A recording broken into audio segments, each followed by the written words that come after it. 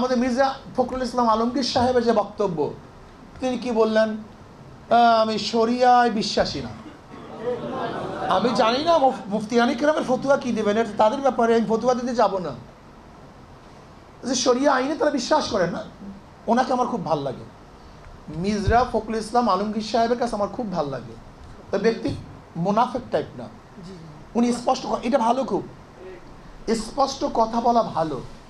উনি একজন ভালো জানুয়া সানুয়া লোক, উনি কিন্তু ভালো রাজনীতিবিদ, এই যে ওনার কথাবার্তা আমার কাছে ভালো লাগে। কিন্তু আমার প্রশ্ন হলো এই, উনি ডেমোক্রেসি সম্পর্কে, গণতন্ত্র সম্পর্কে যে আলোচনা করেন, ওনার দল কি ওনার বক্তব্য মানেন?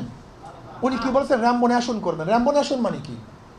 রং ধনু যেরকম বিভিন্ন রং একত্রিতভাবে থাকে, র্যাম্বো ন্যাশন হলো একটা রং ধনু জাতি।